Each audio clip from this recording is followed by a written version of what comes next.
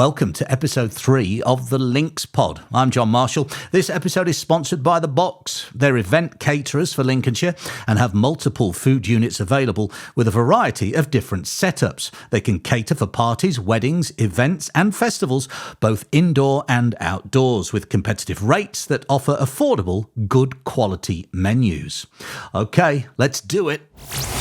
Links Pod. Tales and entertainment for the people of Lincolnshire with John Marshall. So it's episode 3 of the Links Pod and they're flying by. This is the first episode I'm not wearing my now infamous Links Pod t-shirt because I've been told every now and again you have to give these things a wash. So that's what's happening there. Nice and positive reviews so far to the first couple of episodes that I've put out. The audience is growing. If you're a local business and you'd like to get involved, please, I can only survive if you do. And there's a lot of good in it for you. A lot of people will hear your message for very competitive rates. This is the way to get your message out there and increase your business. Links Pod. It's John at linkspod.co.uk if you'd like to make contact. I'm also looking for more people to play the big quiz. I'm looking for more ideas for my 5 of the best. I'm working on 5 of the best Sunday lunches. Where are the best places to have Sunday lunch across the whole of Lincolnshire? Get in touch. What are the best cafes across Lincolnshire? I want you to let me know. John at linkspod.co.uk.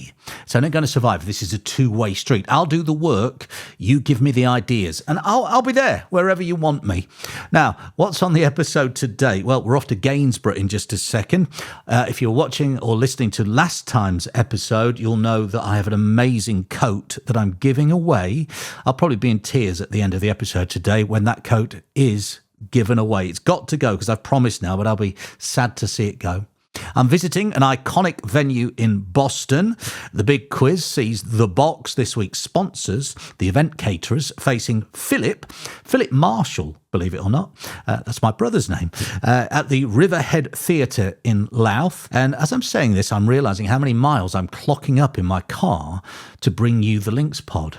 It's a lot of miles. Lincolnshire is a big place, isn't it? I should have probably done the Rutland pod. It's much smaller there. Anyway, let's get started. 5 of the best things to do in and around Gainsborough. Links Pod. This is Marshall's Yard. In the olden days, it used to be an ironworks, but in 2007, opened as we know it today with all these lovely stores. Unfortunately, it's not part of the Marshall family I'm part of, which is a shame for me, but it is a wonderful place. I've hosted loads of events here, and you should definitely come and check it out. This is Upton, and Upton is famous for 2 things. One is a song Billy Joel wrote about a girl from here. I think that's true anyway. And the other is this place, Upton Coal-Fired Fish and Chip Shop, which is very renowned in the area. Could it be the best fish and chips in Lincolnshire? It could well be, yes. But it's not open now, and it very rarely is. Friday evenings and Saturday lunchtime, that's it. And you'll have to be prepared to queue, but you will absolutely love it. Come here, Upton Fish and Chip Shop. The Trinity Arts Centre is behind me, and it's a fabulous venue. There's loads of stuff going on here all the time. They've had a fabulous panto in December last year. ABBA are on very soon. Not the real ABBA, but a very good ABBA are performing. Buddy Holly show is on, and Jason Manford's Comedy Club will be here before you know it as well. Oh, and Les Mis will be performing too. So visit trinityarts.co.uk and you can find out all about it. Thank you. Blighton Ice Cream. It's lovely in there. I'm trying not to go in there today. We're heading elsewhere for food, and that's why we have to resist Blighton Ice Cream. But trust me, if you're in the Gainsborough area, pop along to here. They've got all sorts of food on offer, but a massive range of delicious ice creams. You should come to Blighton Ice Cream. And the other great thing you can do in Gainsborough is come for a lovely meal. Now, where am I? Augusto Restaurant and Lounge. And who are you? My name's Liam. The best waiter here? Best waiter in Lincolnshire. Whole of Lincolnshire. Well, what a bold claim Liam's making there. Now, is this a family business? Yeah, we're all family owned. We're all just one big family as well. Well, we're going to get stuck into some food here. Now, it's lovely Italian stuff. What do you recommend? If you were sitting down now, Liam, what would you go for, mate? Like seafood. Oh, yeah. Lobster linguine. Is that an option here? Lobster. Lobster in Gainsborough? I mean, I never thought this day would come. That's incredible. You can't get any better. Our seafood fresh, brought in every day. Is it? Food, fresh seafood. Right, I think I'm going to pick some of that then. So how long has this been open? 10 months. We opened in April 2024. Wow. It's in a prominent position, just opposite Marshall's Yard, where we were a little earlier. And, well, already I recommend it, but let's sit down, grab some food. Let's go, Liam. Yeah, let's do it.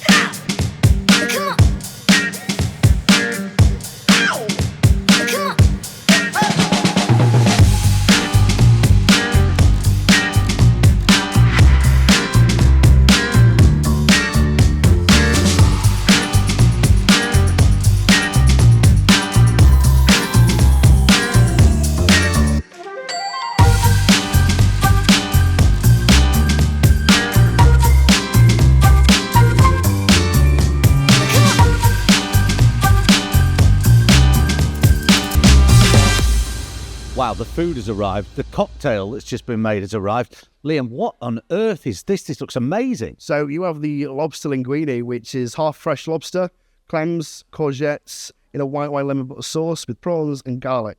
Wow, I only went out for a sandwich. Look what I've got. Lobster.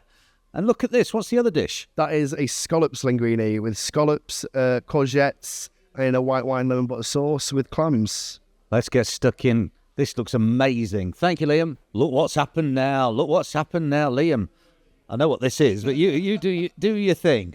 This is our homemade tiramisu with Bailey's, Tia Maria and Amaretto made in the restaurant. Oh, wow. Okay, that's enough talking. You can go now. Thank you. From Grimsby to Sleaford, Scunthorpe to Mablethorpe, this is LinksPod. Right, let's have a look at some of the correspondence that's been coming in. Do get in touch. I love it when you do. Commenting on the social media or emailing me, john@linkspod.co.uk. I love hearing from you. Thanks. Alison Moore from Holton le Clay wants a plug. She says, in October, John, I released a book on Amazon on behalf of the Immingham Dogs Home. I lie. I released 2 books. They sound very similar. One is called Hold My Lead, I've Got a Tale to Tell. And one is called Hold My Lead, I've Got a Tale to Tell, the colouring book. Anyway, Alison assures me sales have gone very well in the community, and I have so far raised around £500 since launch. Brilliant for Immingham Dogs Home. All the profit I get from Amazon goes to the Dogs Home, so if you could give it a mention on the Links Pod, that'd be great. I can indeed. And here's one, just let me grab my phone. Julie Perkins wants a mention as well. I was asking what people's highlights they predict will be for 2025. Julie says, my highlight for 2025 would be if we reached 100 sponsored children who live in the slums of Kampala, Uganda, for our charity, Jamie's Legacy. Have a look for that on social media. They do some great work. A highlight of this year is hopefully going to be happening because we're doing a visit to the children of Uganda in June this year when the new school we've helped to build is finished. Amazing work. Love it. Do make contact. Do get in touch.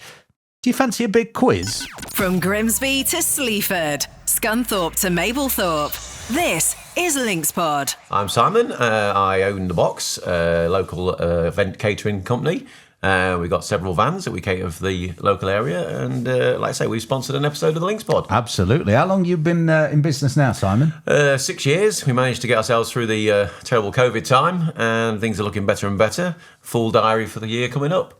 Now, we've got to, well, that's good. Now, we've got to say, this is the second time we've done this, right? It is. The wind got in the way the first It's my time. fault. Yeah, well, you're not blaming me entirely. But yeah, I came to one of your outdoor gigs. You did indeed. And we filmed some stuff, which we'll show some of. Very good year this year. The business took almost a nasty turn during COVID.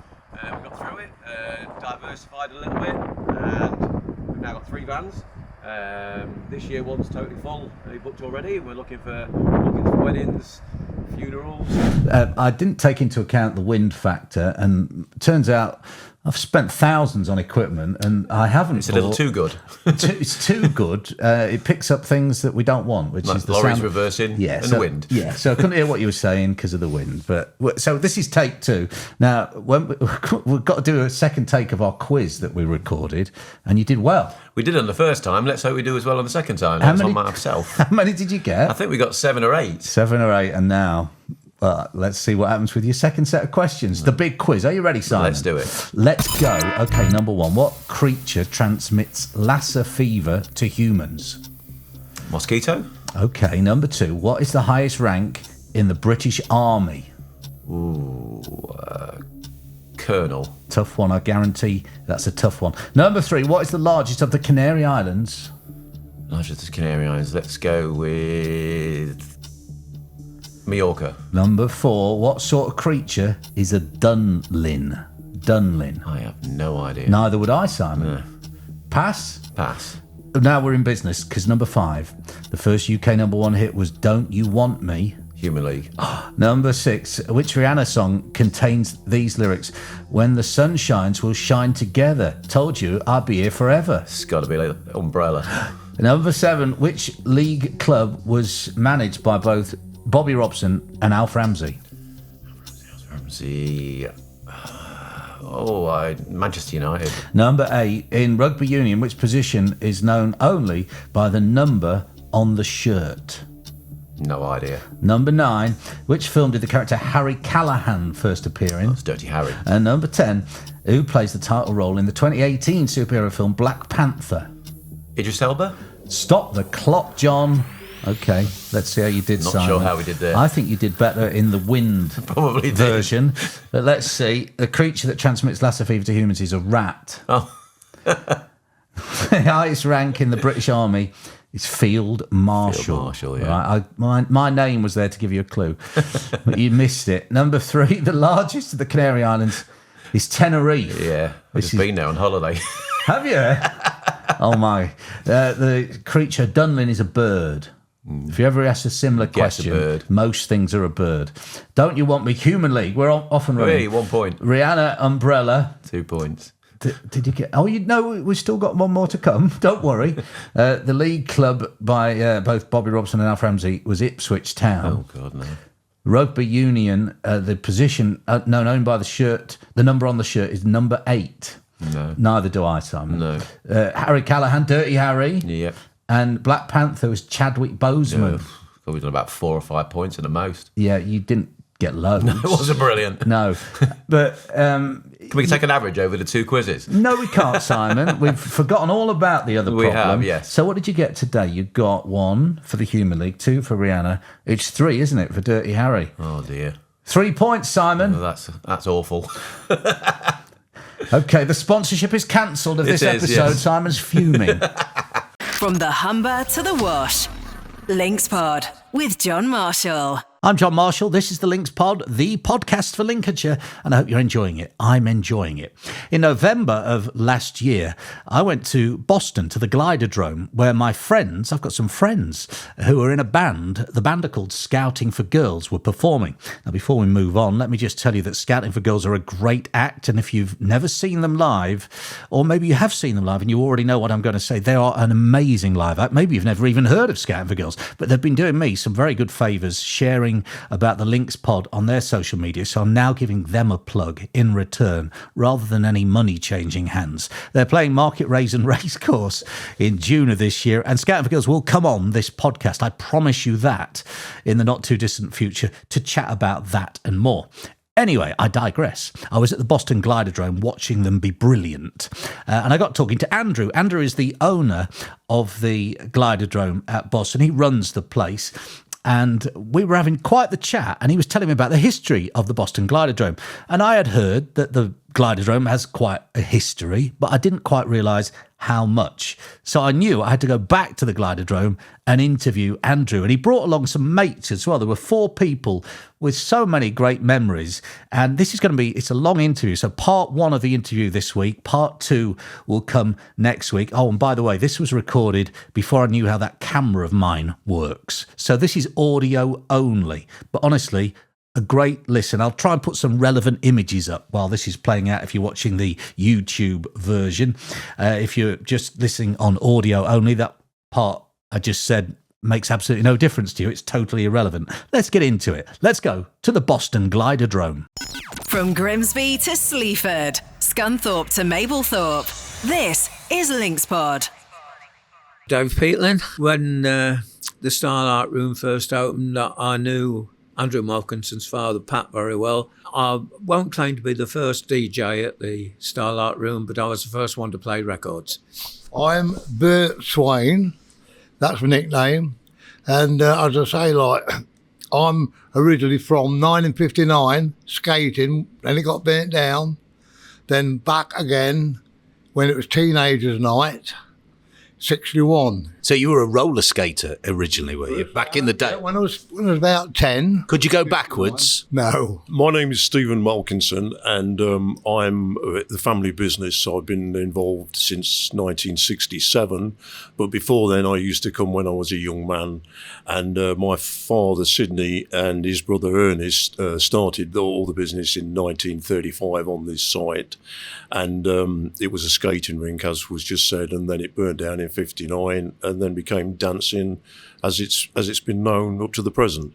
What was the cause of the fire? Was that found out ever? No, it was never found out. There was a warehouse next to the building called Christians. They were haulage people, and they thought there was sacks they got stored there, and they sweated and caused the fire. That's what they believe happened in 1959.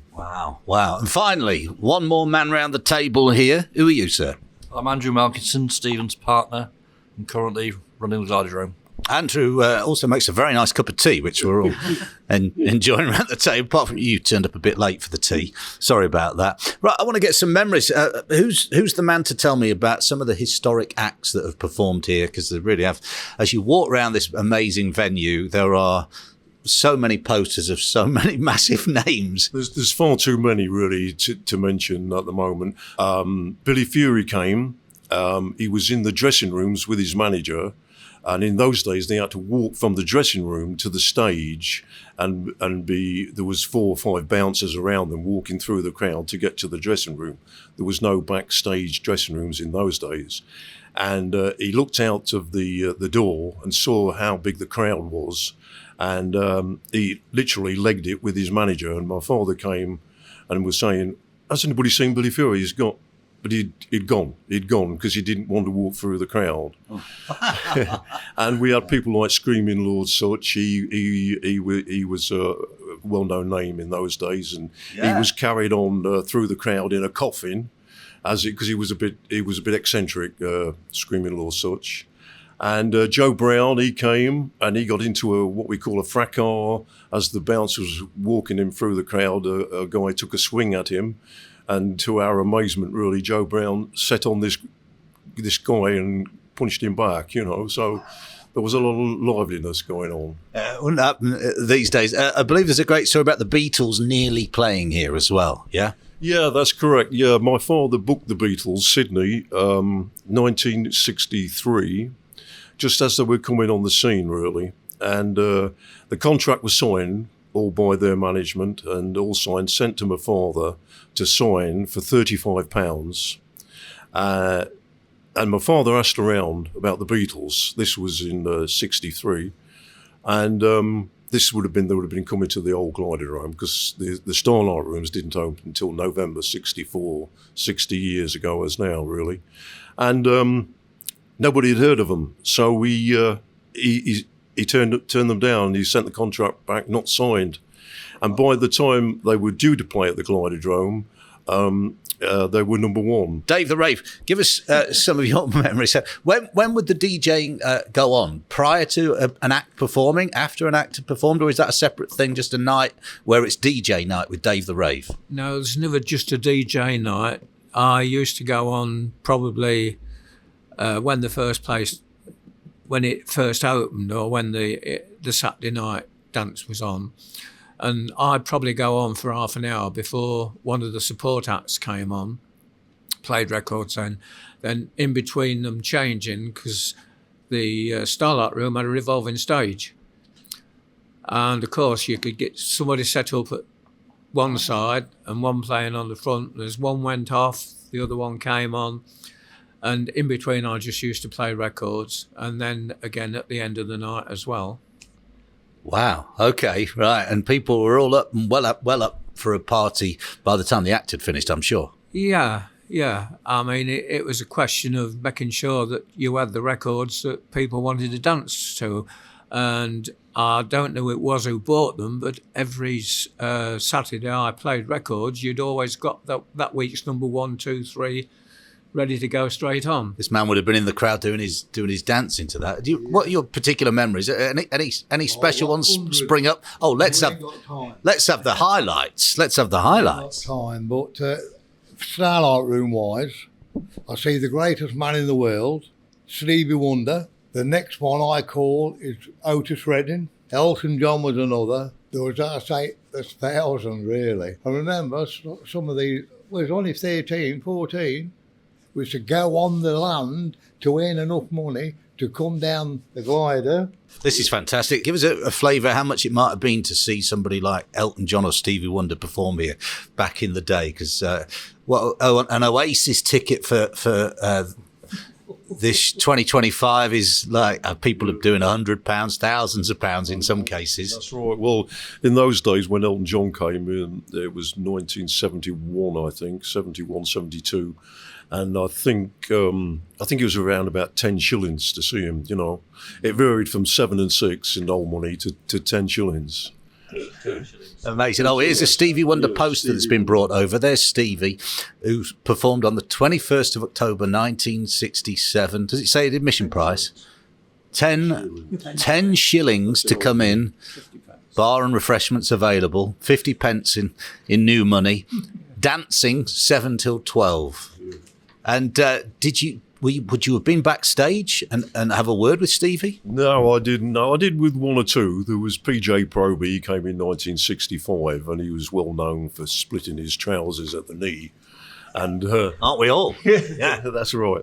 And he was on stage, and there was the bouncers would be, you know, on the floor in front of the stage, and there was a few girls who pretended to faint, so the bouncers would lift them up, you know, take them away, and as they got them on stage, they became alive again, the girls did, and tried to fight off the bouncers to get to PJ Proby, but they were pretending to faint. And then backstage, when he came off, I was backstage at the time, and I really thought the backstage door was going to be knocked down by them. You know, they were really hammering at it, and I was thinking, gosh, this door's going to give in, but luckily it didn't. It didn't. This building, it's bigger than people realise. As you come into the Gliderdrome, could you do maybe Andrew could do a little bit of a description here, because people, I guess, go into the Starlight Rooms and. I mean, we're sat in a very nice little bit of the venue, and the heating's on in here, and the rest of it's very chilly. But Andrew, tell us a bit more. Yeah, well, we've got the bingo hall one side, and we've got the Starlight Room the other side, and only at the Gliderdrome can it happen where we have a game of bingo going one side, and we had 1,400 people to Leveller's concert on the other side. It's crazy, but it works, and like last Wednesday, Scouting for Girls, like. They actually had a game of bingo before they went on stage. It's crazy. Amazing. And it can't be easy, a venue this big, right in the centre of Boston. But this is an important place that we want to keep going for the not only the history, but also for the future. Yeah, exactly. Like Friday night, we have skating in the Starlight Room as well. So we have little 8-year-olds whizzing around on roller skates. And on the other side, there's 80-year-olds playing bingo. So again, we're looking after the whole spectrum of the community. It's a vital resource for Boston. And does the future look bright? I mean, there's a big football ground there. So what's going on here? For people who don't know that, we're right next door to a football ground. What's the story there? Well, the football club moved, 2020. And it's there. I mean, there's not a lot of interest at the moment.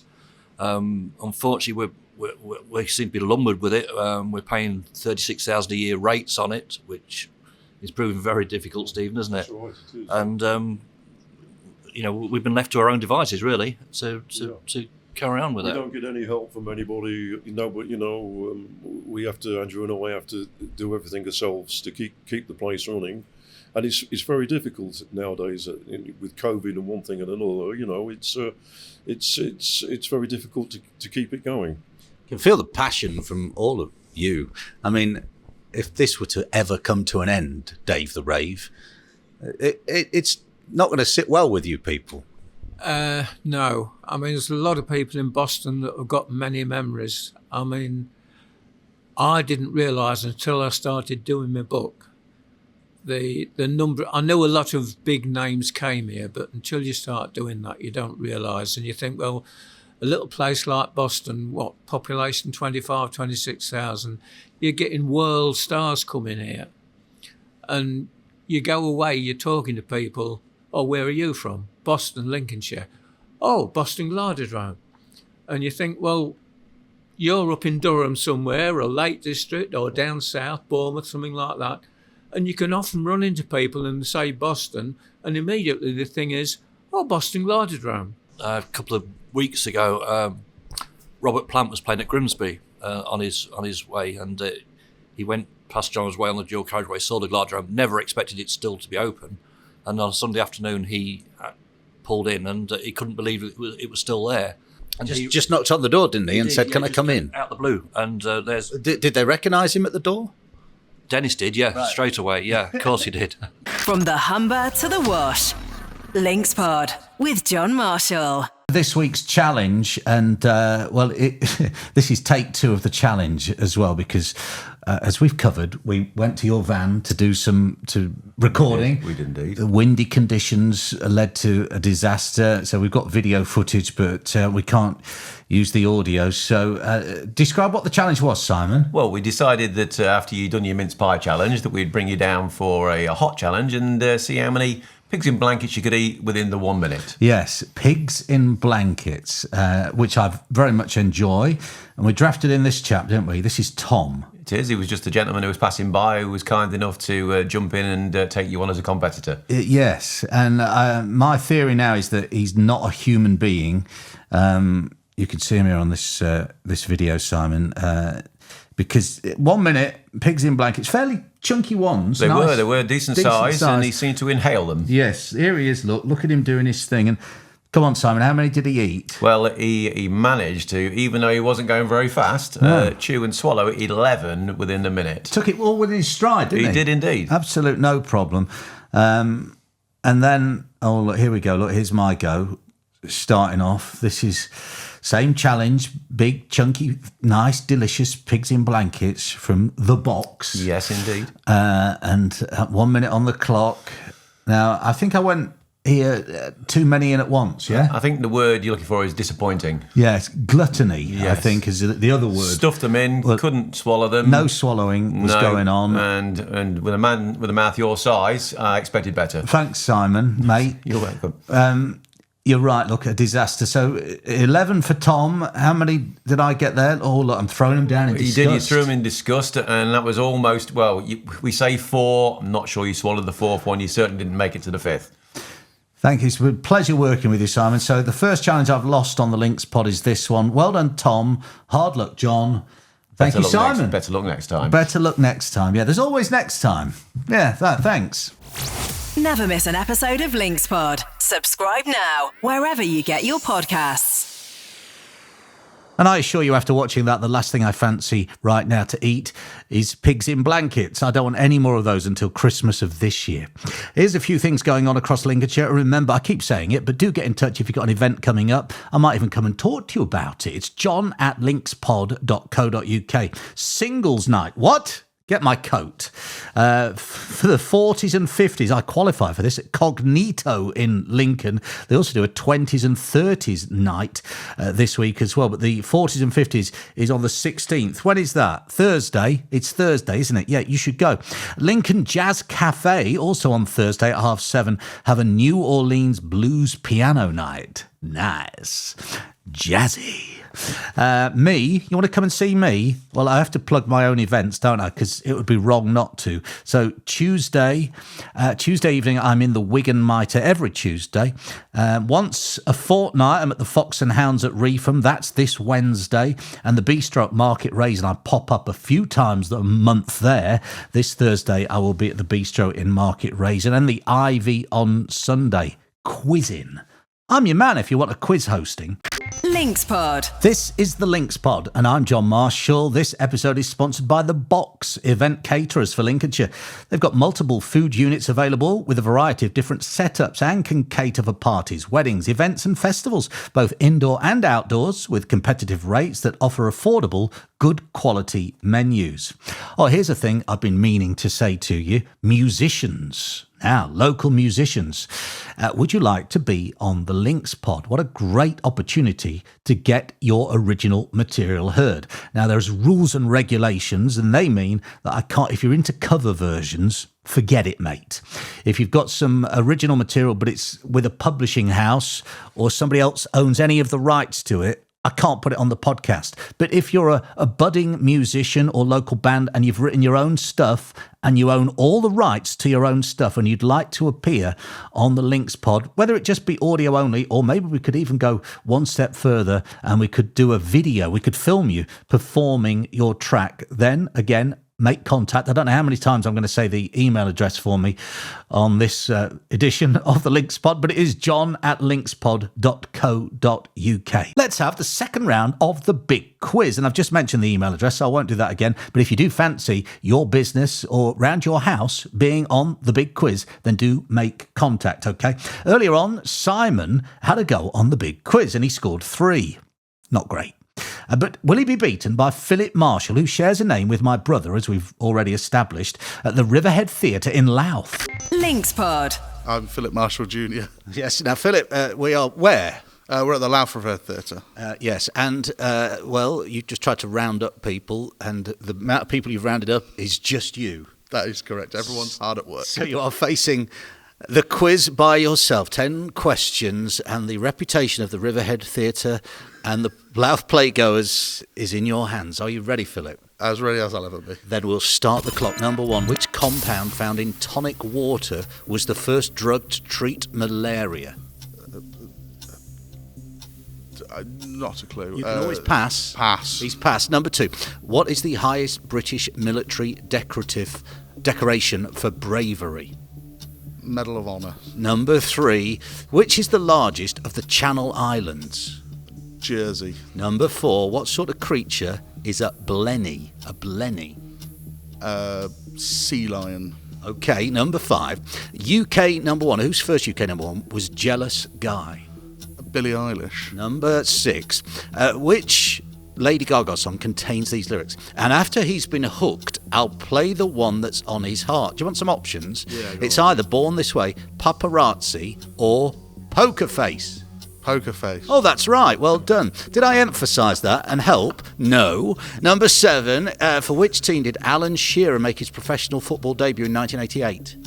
Newcastle. It's nearly all over, I promise. Number 8, in rugby union, what number is worn by a scrum half? Number 9. Stop. Leave it at that. Leave it at that. Number 9. In which film did the character Rambo first appear? Rambo 1. Rambo 1. I might accept that. Number 10. Who played the lead role in the 2001 film Lara Croft Tomb Raider? Angelina Jolie. Stop the clock. Stop the clock. Let's go through them. It didn't go tremendously well, but it went okay. Number 1. The compound found in tonic water is quinine. Yeah. Never heard of it. Well, okay, it's a thing. Number 2, the highest British military decoration for bravery is the Victoria Cross. It's a bad start. Number 3, the largest Channel Island is Jersey. Yes, get in there, man. Number 4, the sort of creature a blenny is a fish. Okay, I can't give you it. Jealous Guy was Roxy Music, long time before Billie Eilish. I'm afraid. Bad guy, yeah, wrong guy. Wrong guy. Number 6 was Gaga, Poker Face. Can't give you that. No, I can give you that one. Yeah, I may have helped. 7, Alan Shearer made his professional debut for Southampton. Football's not your thing, but rugby union, despite doubting yourself, the scrum half wears a 9. Yeah. Well done. And number 10, Rambo first appeared. I'm not going to let you have Rambo 1. First Blood? Oh, he knows it now. And number 10, lead role in Tomb Raider, Angelina Jolie. Yeah. So let me just check there. You got 1. That's not the end of my thing. 2. That's the end. 3. You got 4. 4 points scored. From Lincoln to Skegness, Louth to Gainsborough. This is Links Pod. On last week's episode of the Links Pod, my friend Jason Lingard appeared, and he reckons because he owns a gym that he can get me into really good shape in 2025 if I just listen to him. And I have listened to him, but because of you, listener, I haven't actually made it to the gym. This takes up a lot of time. I have to drive all over Lincolnshire recording. Then I have to spend a lot of time editing. And you are the reason I haven't made it to the gym yet, okay? I have, though, started a diet. And let me ask you a question. If you start a diet, do you find that your food bill rockets? Because mine's rocketed. I bought meat, fish, quinoa, or quinoa, as I used to pronounce it. And my food bill's gone like that. So I'm losing money, if not weight. I'll keep you posted on how it goes. I've invented a new thing, by the way, not dry January. Some people are doing that, but those people are absolute nutters. Dry weekday January, something I invented. But I went a step further, and I've amended it slightly because I couldn't resist. I'm doing don't have a pint during the week, January, which I think is better than dry January. Vodka, that's what I'm having. Less calories than a pint. A pint's got a lot of calories in it. Vodka's got lots less calories in it. So I'm having that. And I say that's okay. Always have vodka on standby in case of emergencies.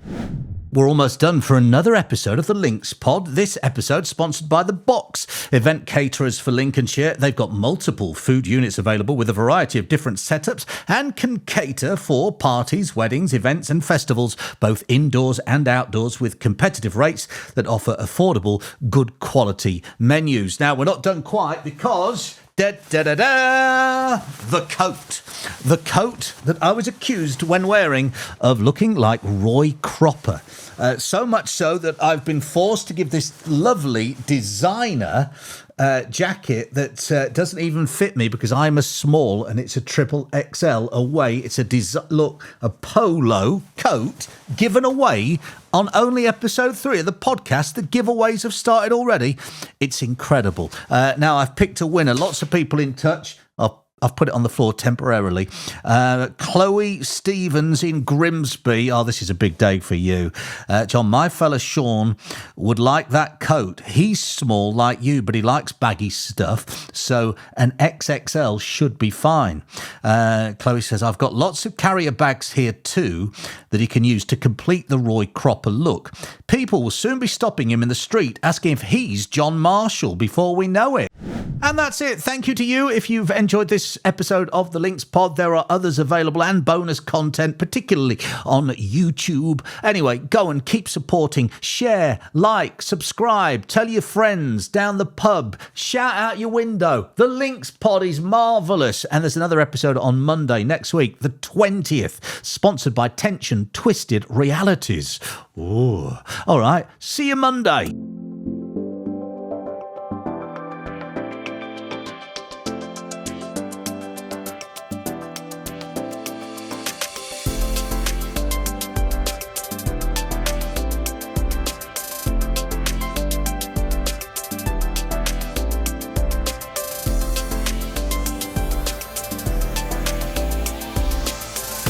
Linkspod. Never miss an episode. Subscribe now, wherever you get your podcasts.